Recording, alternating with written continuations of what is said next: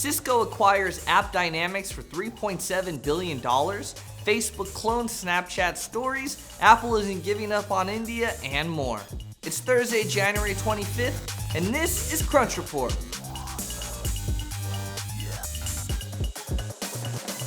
What up, TechCrunch land? You smell that? You smell that in the air? That's the smell of big acquisition news. Cisco said late yesterday that it would acquire AppDynamics, which helps companies monitor application performance, for a big boy amount of $3.7 billion. AppDynamics was actually going to price its IPO today, but then at the last minute it found a suitor in Cisco. Apparently, filing to go public is part of the game to get a good buyer. AppDynamics may have been testing the waters of the IPO market to set a value for itself for negotiations with larger companies for a potential acquisition.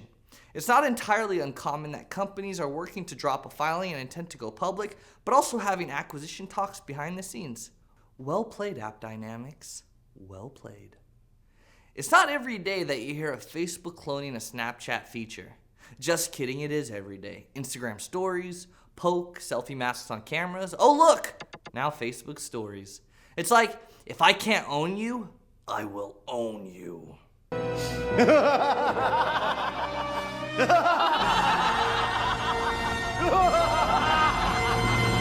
Today, Facebook launched Snapchat Stories in Ireland on iOS and Android, with plans to bring it to more countries in the coming months. The feature lets you share ephemeral photos and videos in a slideshow that disappears 24 hours later. The little circles to watch friends' Facebook stories appear in its main app above the feed, so you can't miss them. What will you use? Tell me in the comments. Snapchat Stories, Instagram Stories, Facebook Stories, reading a story, stories in a building.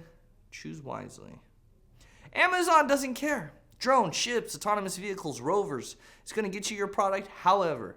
Despite nearly constant innovation and last-minute delivery, Amazon and its e-commerce brethren still rely heavily on good old-fashioned cargo ships to move products around the seas.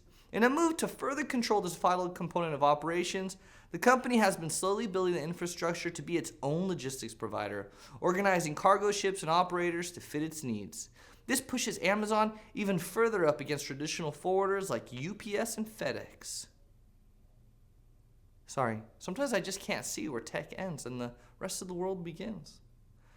In all the years of iPhone dominance, Apple has yet to crack the Indian smartphone market wide open.